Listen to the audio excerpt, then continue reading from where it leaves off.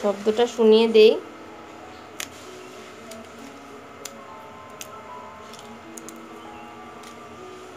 আর এটা একটু কম শক্ত থাকবে। আপনাদের যেভাবে পছন্দ আপনারা সেভাবেই ভেজে এটি খেতে পারেন। কানিজ রেসিপিতে সবাইকে স্বাগতম। ঠিকই বুঝতে পেরেছেন, আজ আমি আপনাদের তৈরি করে দেখাবো দু পদ্ধতিতে কলার চিপস। এখন যেহেতু লকডাউন চলছে সারা পৃথিবীব্যাপী, সেক্ষেত্রে বাচ্চাদের বাসায় বোরিং না হওয়ার জন্য আমাদের অনেক কিছুই ওদের তৈরি করে সামনে দিতে হচ্ছে। এর মধ্যে চিপস ওদের একটি প্রধান প্রিয় খাবার। তো আপনি যদি ওদেরকে বাসায় কলা দিয়ে চিপস তৈরি করে দেন, তাহলে ওরা যেমন খুশি হবে এবং এটা ততটা স্বাস্থ্যকর একটি খাবার হবে। এটি বড় ছোট সবাই খেতে পারে। তো চলুন দেখে নেই ঠিক কীভাবে আমরা তৈরি করব বাসায়। এর জন্য প্রথমে আমাদের লাগবে কলা, সেটা কাঁচা কলা হতে হবে। আমি একদম টাটকা কাঁচা কলা নিয়েছি, দেখতে পাচ্ছেন। কাঁচা কলাটা যতটা টাটকা হবে আপনার চিপসটা ততটা ভালো হবে। কলাটা অনেক সময় দেখা যায় ফ্রিজে থেকে নরম হয়ে যায়, সেই কলা দিয়ে কিন্তু চিপস ভালো হবে না। তা আমি এখান থেকে 3টা কলা নিয়ে নিব এবং কলাগুলো কেটে সুন্দরভাবে পাতলা করে পিস করে নিয়েছি। এই যে এই সাইজ করে পিস করেছি। এখন এখানে দিয়ে দিচ্ছি পানি দিয়ে এটা ফার্স্ট একটু ধুয়ে নিব, কারণ কলায় প্রচুর কষ থাকে। কষটা যতটুকু সম্ভব ধুয়ে আমরা পরিষ্কার করে নিব। কলায় দেখুন কি পরিমাণ কষ থাকে। প্রত্যেকটা পিস আলাদা আলাদা করে খুলে এটি ধুয়ে নিতে হবে। আমি 3বার এটিকে পানি চেঞ্জ করে ধুয়ে নিব।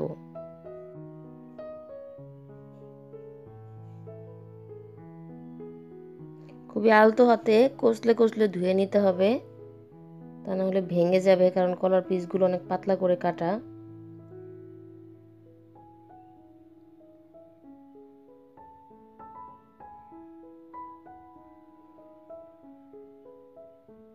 দেখুন পানিটা কতটা কষ বেড়ে পানির কালারই চেঞ্জ হয়ে গেছে।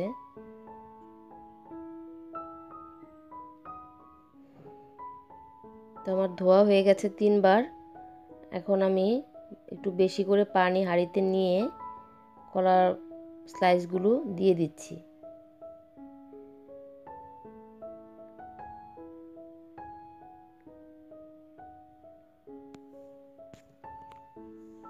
এখন এখানে দিয়ে দিচ্ছি 1 চা চামচ পরিমাণ লবণ এবং 1 চা চামচ পরিমাণ হলুদ গুঁড়া। এটা দিয়ে আমি একটু ভালোভাবে মিক্স করে দিচ্ছি।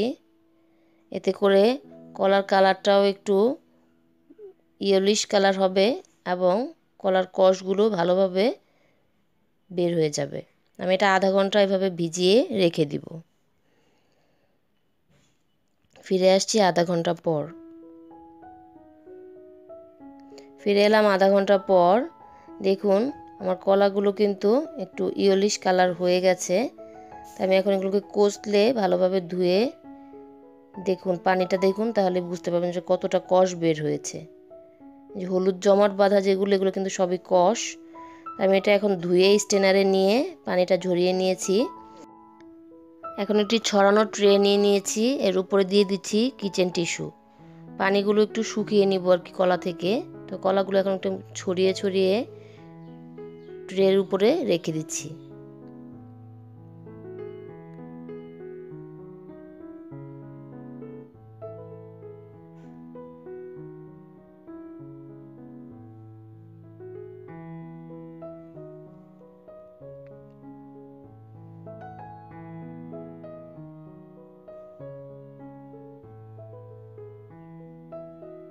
এটা আমার ছড়ানো হয়ে গেছে। এখন আমি আরেকটি টিস্যু দিয়ে সুন্দরভাবে চেপে চেপে পানিটা শুকিয়ে নিচ্ছি কলা থেকে।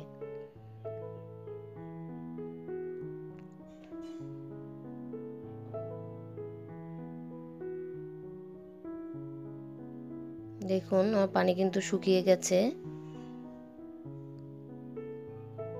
এভাবে করে আমি সবগুলো কলা থেকে পানি শুকিয়ে নিব।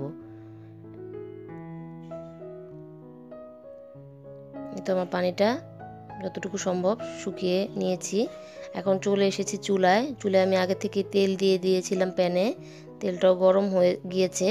তারপর আমি একটু চেক করে দেখিয়ে দিচ্ছি তেলটা গরম হয়েছে কিনা। একটি কলা নিয়ে একটু তেলে ডুবালাম, দেখুন বুদবুদ হচ্ছে। মানে তেলটা আমার পারফেক্টলি গরম হয়ে গেছে। এখন আমি কিছু কলার স্লাইস দিয়ে দিচ্ছি।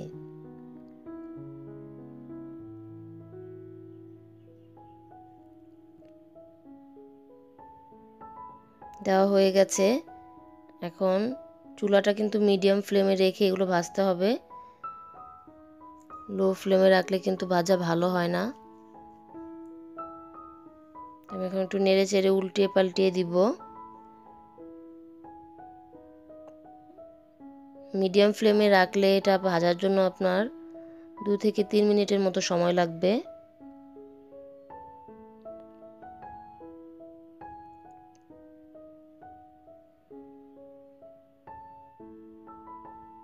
এটা হচ্ছে আমার প্রথম পদ্ধতি।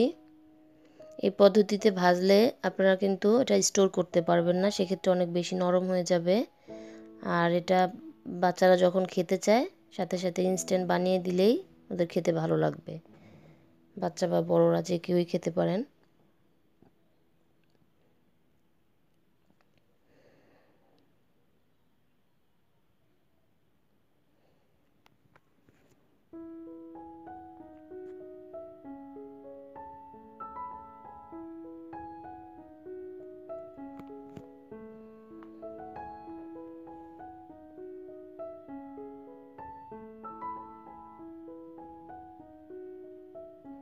কাজগুলো আসলে একটু ধৈর্য নিয়ে করতে হবে, কারণ বাচ্চাদের খুশি রাখার জন্য মায়েরা তো অনেক কাজই আমরা করি বা অনেক স্যাক্রিফাইসই করি।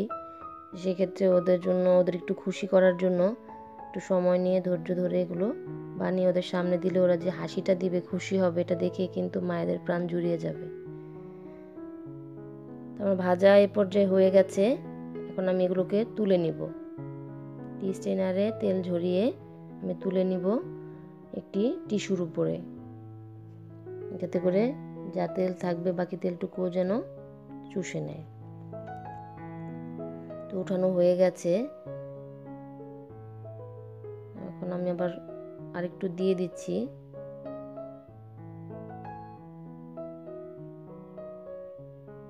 এই তো আমি টিস্যুর উপরে কলার চিপসগুলো নিয়ে নিলাম। এখন এটা আমার প্রথম পদ্ধতি শেষ হলো। এখন আমি দ্বিতীয় পদ্ধতিটা দেখাবো। আমি চিপসের জন্য কলার স্লাইসগুলো যে চুলায় দিয়ে দিচ্ছি, তো দেওয়া হয়ে গেছে। এখন এটা আমি একটু ডিপ ফ্রাই করব। এটা দেখতে একটু কালচে কালচে হলেও খেতে কিন্তু তিতা লাগবে না, এবং এটা আপনি চাইলে সংরক্ষণও করতে পারবেন। এটা একটু সময় মিডিয়াম ফ্লেমে রেখে একটু সময় বেশি নিয়ে একটু মচমচা করে ভাজতে হবে। এর জন্য আপনার প্রথম পদ্ধতির মতোই ভাজতে হবে, জাস্ট ওটা পরে আর একটু বেশি সময় রাখতে হবে চুলায়, যাতে করে ভালোভাবে ভিতরে কোনো রকম মানে ময়েশ্চার না থাকে। একদম মানে আর্দ্রতা থাকাই যাবে না, তাহলে তো চিপস মচমচে থাকবে না। একদম শুকিয়ে নিতে হবে, এজন্য আমাকে একটু ডিপ ফ্রাই করতে হবে।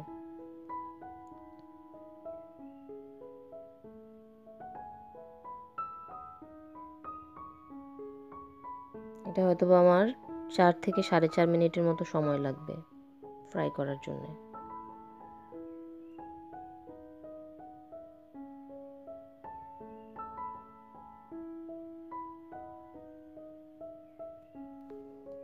এই তো আমার ভাজা কিন্তু হয়ে গেছে, দেখতে পাচ্ছেন নিশ্চয়ই। এখন আমি এগুলোকে তুলে নিচ্ছি।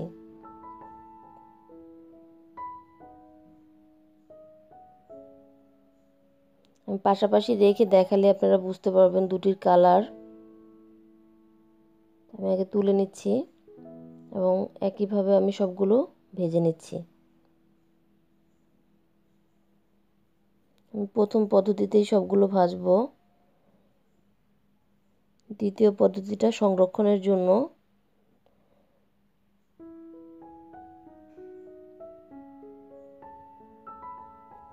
এই তো আমার ভাজা হয়ে গেছে, দেখুন। আমি উপরে একটু হালকা বিট লবণ দিয়ে দিচ্ছি, আর দিয়ে দিচ্ছি একটু সাদা গোলমরিচ গুঁড়া।